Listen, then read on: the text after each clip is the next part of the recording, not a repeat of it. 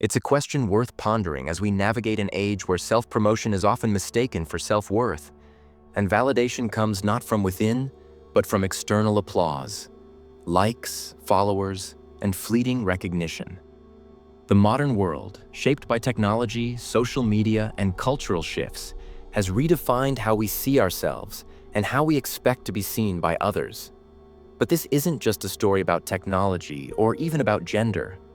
It's about a deeper change in the human psyche. Both men and women are influenced by these forces. But today, we'll focus on a particular phenomenon that has sparked countless debates, concerns, and controversies: the rise of the inflated female ego. Is it real?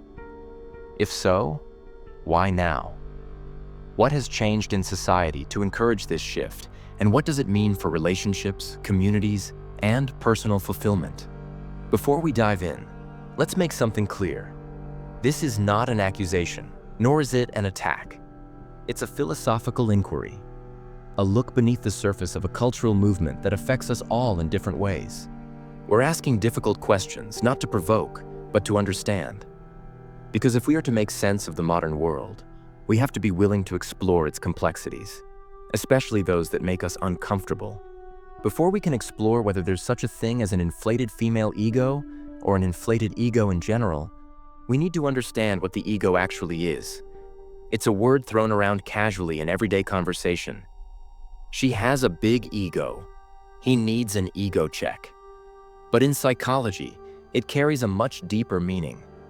Sigmund Freud, the father of psychoanalysis, described the human psyche as a dynamic battle between three forces: the id, the ego, and the superego. The id represents our primal desires, raw instincts like hunger, lust, and aggression. It doesn't care about consequences. It just wants immediate gratification. The superego is our moral conscience. It internalizes societal rules, ethics, and the voice of authority, often telling us what we should or should not do. And in between these two forces is the ego, the mediator. Freud saw the ego as the rational part of our mind. It negotiates between our instinctual urges and our moral standards, helping us function in reality. A healthy ego allows us to balance personal desires with social expectations. Carl Jung, another giant in psychology, took this further. While he agreed with Freud that the ego is central to our sense of identity, he introduced the concept of the persona, the mask we present to the world. The persona is our social personality, carefully crafted to gain approval and acceptance from others. It's not necessarily false, but it often hides the more complex, sometimes darker parts of ourselves. Jung warned that over-identifying with the persona can lead to an inflated ego, where the image we present becomes more important than who we really are. What does it mean for an ego to be inflated? An inflated ego occurs when a person's sense of self becomes exaggerated and disconnected from reality. They may overestimate their abilities, importance, or value, often demanding recognition and validation far beyond what's earned. It's not confidence, it's overconfidence, often masking deep insecurities. In this state, the ego is no longer a mediator between desires and morals.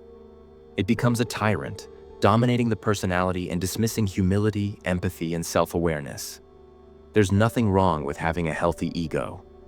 In fact, it's necessary for self-respect, boundaries, and confidence. A balanced ego allows us to stand tall without looking down on others. It's the quiet, steady belief in one's worth that doesn't need constant external validation. But an unhealthy, inflated ego tips into narcissism, a grandiose sense of self-importance, entitlement, and superiority. It seeks attention and admiration while dismissing criticism and ignoring the needs of others. The line between confidence and narcissism can be thin, especially in a culture that rewards self-promotion over self-reflection. To understand where we are today, we need to look at where we've been. The story of the female ego, whether humble or inflated, can't be separated from the historical forces that have shaped women's roles in society. For most of human history, women occupied a submissive and restricted role. Across cultures, women were often seen as second-class citizens, their identities tied to their roles as wives, mothers, and caregivers. In many societies, a woman's value was measured by her obedience, her chastity, and her ability to serve others, whether that was her family, her husband, or the community at large. Social norms and religious doctrines reinforced this subordination, painting the ideal woman as modest, self-sacrificing, and silent. To seek personal power or recognition was often seen as improper or even dangerous. Women were discouraged or outright forbidden from seeking education, owning property, voting, or having influence beyond the domestic sphere. Ambition was not a trait that society welcomed in women. But history is not static. Beginning in the late 19th and early 20th centuries, women around the world began to challenge the status quo. The first waves of feminism fought for basic human rights: the right to vote, to be educated, to work, and to have legal autonomy. By the 1960s and 70s, the second wave of feminism demanded more: freedom from traditional gender roles, reproductive rights, and equality in the workplace. Feminists fought for women to be seen not as property or accessories, but as individuals, capable of self-determination and deserving of respect and opportunity. These movements were not about ego. They were about justice, dignity, and equality. Women reclaimed their voices, their bodies, and their destinies, reshaping the social landscape in ways that were long overdue. But whenever a pendulum swings too far in one direction, there's often a tendency to swing just as far in the other. Some argue that centuries of oppression, silencing, and disempowerment have created a psychological and cultural hunger, a need to overcorrect. In this view, the suppression of women's egos for generations may have led to a modern culture where self-assertion becomes over-assertion and confidence spills into entitlement. The desire to reclaim power can sometimes inflate the sense of self beyond healthy boundaries. What began as a movement for equality has, in some cases, shifted into a culture of overcompensation, where empowerment is expressed through dominance rather than balance. This isn't to say that empowerment is inherently dangerous or wrong, far from it. But it raises a philosophical question. When does the healthy reclamation of self-worth risk tipping into hubris? And that brings us to today, a world where female empowerment is celebrated, but where some warn of the rise of the inflated female ego as an unintended consequence of historical injustice. In the modern era, few forces have shaped our sense of self and our egos. Platforms like Instagram, TikTok, and Snapchat have redefined how we present ourselves and how we measure our worth. They offer endless opportunities for connection and creativity, but they also fuel what some call the cult of validation, where attention becomes the new currency and self-worth is tied to public approval. Psychologically, social media taps into one of the brain's most powerful motivators: dopamine. Every like, comment, and follower triggers a small dopamine release, a chemical reward that makes us feel good. This feedback loop can quickly become addictive. We post, we wait for validation, and we feel an emotional high when we get it. But when the likes slow down, so does the sense of worth. This cycle encourages a constant need for attention and approval, feeding the ego's hunger for recognition. What makes this more dangerous is how easy it is to curate identities on these platforms. Social media often showcases highly filtered, idealized versions of people's lives. Reality gets replaced with a carefully crafted persona, designed to attract admiration and envy. And when the image becomes more important than the authentic self, the ego can swell out of proportion, detached from humility, self-awareness, or genuine connection. While both men and women are active on social media, studies show that women use these platforms more frequently and more intensely, especially the ones most focused on visual appearance and personal branding. According to surveys, women make up more than 60% of Instagram users and are the dominant demographic on TikTok, where they often drive trends related to beauty, fashion, and lifestyle. Research also suggests that women are more likely to engage in self-presentation behaviors, such as posting selfies, sharing personal updates, and curating their online appearance. These platforms encourage women, more than men, to focus on physical attractiveness, popularity, and social validation as measures of success. beauty and desirability become commodities, and external validation becomes an ever-present pressure. The result? A cultural environment that can inflate the ego, reinforcing the idea that self-worth is tied to visibility, admiration, and social clout. Vanity as a virtue? What was once called vanity is now often rebranded as self-love or confidence. And while there's nothing wrong with celebrating oneself, social media can blur the line between genuine self-esteem and narcissistic self-obsession. Influencer culture rewards those who project perfection, often at the cost of authenticity. Success is measured by followers, engagement rates, and viral moments, not by character or inner growth. For many women, this creates an environment where appearance trumps substance, and the pressure to maintain a flawless persona feeds an inflated sense of self-importance. This isn't to say that men aren't affected, but the emphasis on beauty, status, and social validation disproportionately impacts women. The platforms are designed to exploit these vulnerabilities, and they often succeed. Social media has become the mirror in which many people now see themselves, but it's often a distorted mirror, reflecting back not who we are, but who we think we need to be to gain approval.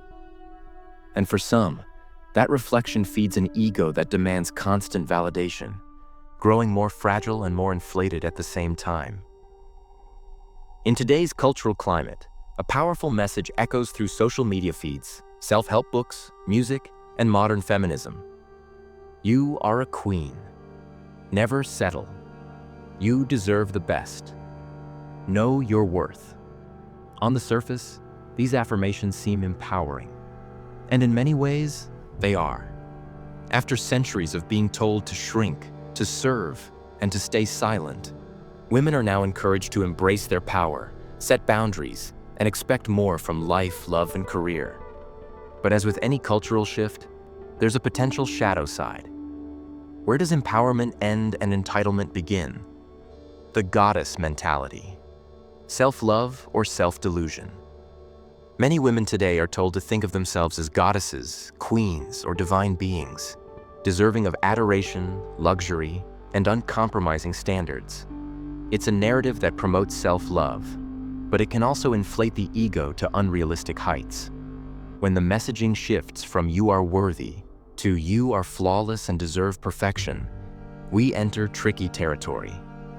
The idea that one should never settle can foster healthy boundaries, but it can also morph into an inflated sense of entitlement, where no one and nothing is ever good enough. Relationships are evaluated like business transactions with the underlying belief that I deserve the top 1% because I am the top 1%. One concept often discussed in relationship dynamics is hypergamy, the idea that women are naturally inclined to marry up or seek out men of higher status, resources, and social dominance. Historically, this made sense. Women, biologically and socially, often depended on male providers to secure survival and the well-being of their offspring. But in modern times, where women have unprecedented financial independence and social status, hypergamy has evolved. Many women still desire partners who are better than them, whether that means more successful, taller, richer, or more powerful. The problem arises when expectations become disconnected from reality. Women are encouraged to demand only the best, often while overlooking the trade-offs that high-status partners require, or the competition for these men. This creates what many refer to as female delusion in the dating world, where some women overestimate their own value in the romantic marketplace while simultaneously underestimating what their desired partners want in return. A common scenario. A woman with average qualities may believe she deserves a man in the top percentile without considering what that man actually values, often youth, femininity, loyalty, and cooperation, rather than status or career achievements. Empowerment or entitlement? Where's the line? There's a crucial distinction between empowerment and entitlement. Empowerment says, I am worthy of love, respect, and happiness. But I also bring value to the table.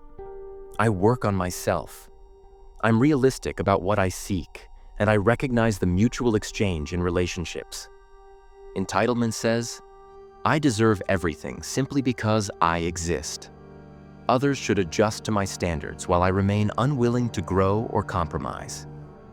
When the goddess narrative convinces women they are inherently superior, it can lead to inflated expectations that no real-world partner can meet. And when those expectations aren't fulfilled, it often breeds resentment, loneliness, and bitterness, not empowerment.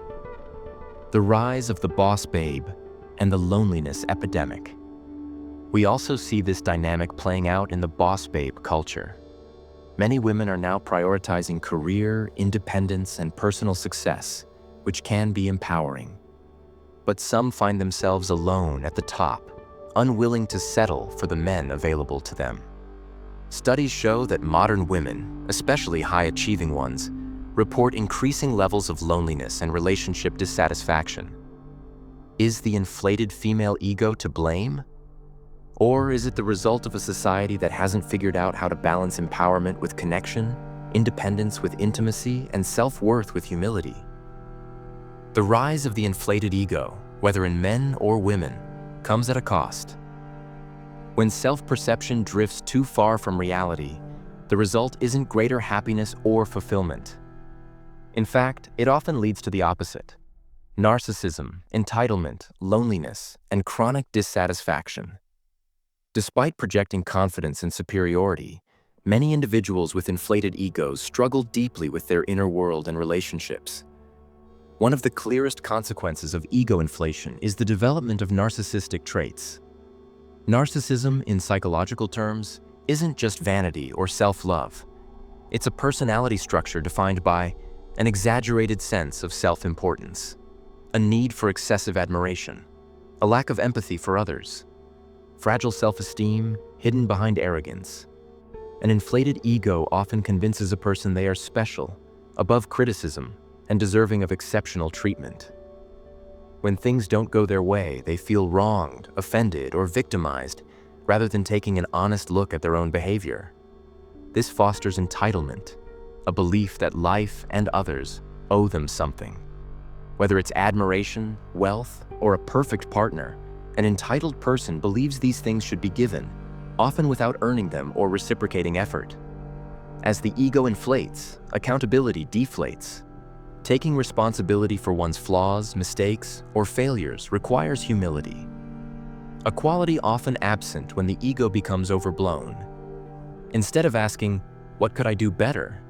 the question becomes, "Why isn't the world giving me what I deserve?" This lack of self-awareness makes personal growth almost impossible. It creates a blind spot where the individual can't or won't see how their own attitudes and actions contribute to their dissatisfaction. For women heavily influenced by the goddess narrative or social media validation, this can manifest as a refusal to accept criticism or feedback, belief that any relationship failure is entirely the other person's fault, expecting partners to live up to impossible standards without offering reciprocal value, dismissing good men as not enough while chasing an idealized fantasy. Paradoxically, despite high self-perception, many people with inflated egos experience loneliness and emptiness. Narcissism isolates. Few people can maintain long-term relationships with someone who lacks empathy, accountability, or realistic expectations. Entitlement repels. When relationships are approached as transactions, "What can you give me?" they often lack genuine connection, respect, and love. Studies show that while self-confidence correlates with higher life satisfaction, narcissism often correlates with insecurity, anxiety, and poor relationship outcomes. Women who believe they are too good for most men may find themselves alone, not because they aren't worthy of love, but because their inflated self-image makes compromise and connection nearly impossible. Many eventually face a painful contradiction. They believe they are high value, yet they struggle to find partners who validate that belief. They project confidence, yet they feel unfulfilled and disconnected. They refuse to settle, but in doing so, they may settle for loneliness. An inflated ego builds walls instead of bridges. It protects the self-image, but often at the expense of growth, intimacy, and authentic happiness. Without humility, there's no room to learn or improve. Without self-awareness, there's no understanding of what truly brings lasting connection. And without accountability, relationships become battlegrounds instead of partnerships. In the end, the ego that promised power often delivers isolation. At this point in the discussion, it's important to ask a fair question.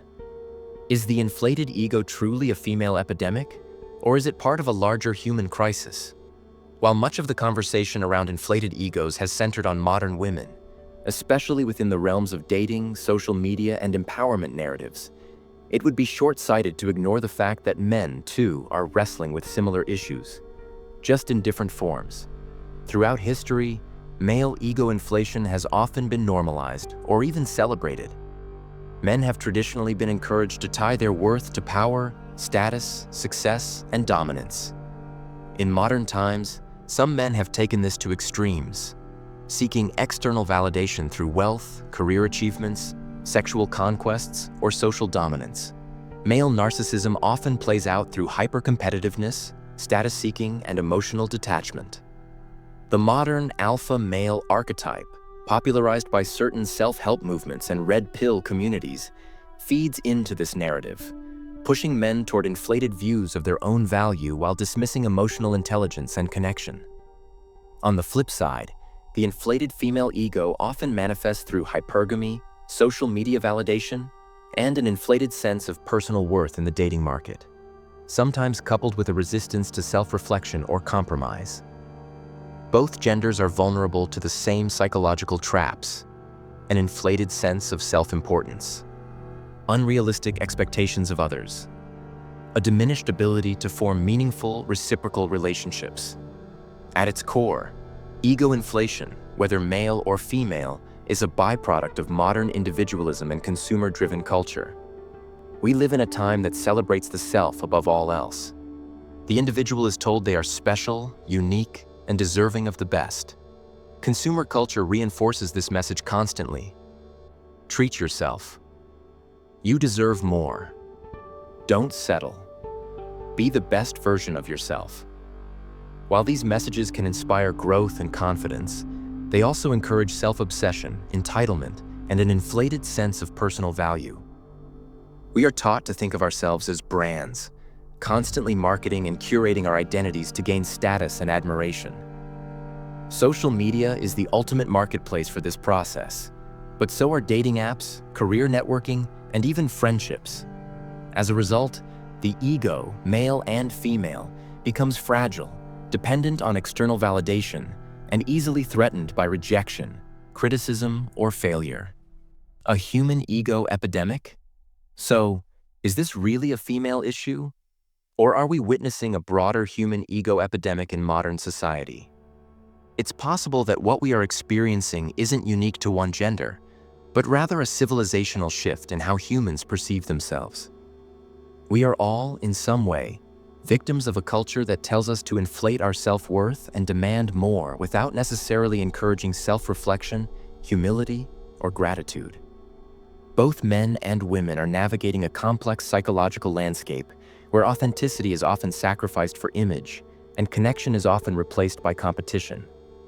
Both sexes are dealing with loneliness despite increased connectivity, narcissism fueled by curated digital personas, entitlement encouraged by a consumerist mindset. Perhaps the question isn't whether there's an inflated female ego epidemic, but rather, how do we, as a society, heal the fractured ego of modern humanity? How do we shift the focus from self-importance to self-awareness, from entitlement to gratitude, and from narcissism to authentic connection? Across time and culture, the greatest philosophers and spiritual traditions have warned about the dangers of an inflated ego.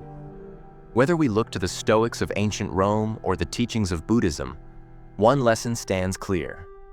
Over-identifying with the ego leads to suffering. It blinds us to reality, isolates us from others, and fuels dissatisfaction. Yet these ancient traditions also offer us a path back, toward self-awareness, modesty, and genuine self-worth. The Stoics, like Epictetus, Seneca, and Marcus Aurelius, saw the ego as something that must be mastered, not worshipped. To them, Pride in things outside our control, status, beauty, praise from others, was foolish. These external validations are fragile and fleeting. Marcus Aurelius reminded himself, "You are a soul carrying a corpse." A harsh but grounding reflection on the impermanence of life and the illusion of status. The Stoic path teaches humility, not as weakness, but as clarity.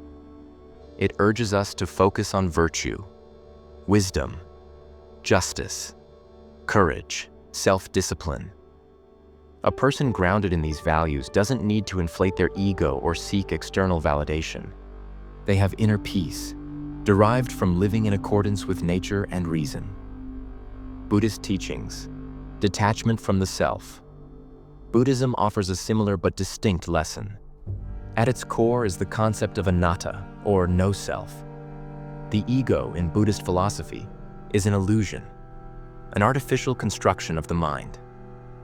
Clinging to this false sense of identity leads to dukkha, or suffering. Buddhist practice encourages detachment from the ego, not through self-denial, but through awareness. Meditation helps practitioners observe thoughts and feelings without identifying with them. Compassion arises from recognizing that all beings are interconnected, not separate islands competing for significance. When we stop obsessing over who we think we are, we open ourselves to something deeper: peace, compassion, and clarity. Both Stoicism and Buddhism warn of the same fundamental danger. When we tie our entire identity to ego, we become fragile. We overestimate our importance, we fear losing status or validation, and we suffer when reality doesn't meet our inflated expectations. An inflated ego leads to pride, which invites humiliation. Entitlement leads to resentment, because life does not always give us what we think we deserve. Whether male or female, the danger is universal. An inflated ego builds a barrier between ourselves and others, and even between ourselves and truth. Ancient wisdom shows us a way forward, one that modern culture often neglects. The antidote to ego inflation isn't low self-esteem, it's true self-knowledge.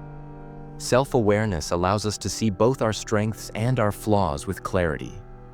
Modesty tempers our successes with gratitude and reminds us of our shared humanity. Genuine self-worth doesn't come from followers, status, or appearance. It comes from living a life of virtue, compassion, and purpose. In a world that encourages us to inflate ourselves, ancient philosophy urges us to look inward, not to shrink ourselves, but to center ourselves, not to seek applause, but to live well, regardless of who's watching. Perhaps the real question is not whether the female ego is inflated, but whether we, as individuals, are willing to let go of the illusions that feed our egos and embrace something truer. In today's world, it's easy to get caught up in thinking we need to be more important, more admired, more powerful. Many women have been encouraged to see themselves as queens or goddesses who should never settle. And while that can be empowering, it can also lead to unrealistic expectations and an inflated sense of self. But this isn't just a problem for women. Both men and women are living in a time where the ego is constantly being fed by social media, consumer culture, and the pressure to stand out. The result is often the same: entitlement, frustration, loneliness, and a constant need for validation. The real challenge is finding balance. True confidence doesn't come from thinking we're better than everyone else, but from knowing who we are, our strengths, our flaws, and our limits. Ancient wisdom from Stoicism and Buddhism reminds us that humility, self-awareness, and detachment from the ego can lead to a more peaceful and fulfilling life. When we stop focusing on how we look to others and start focusing on how we live, we find something deeper and more lasting. So maybe the real question is this: what does it mean to truly know yourself in the modern world? Is it about building an image, or is it about understanding your true self without needing constant approval? In the end, the strongest people aren't the ones with the biggest egos, but the ones who live with humility, purpose, and peace.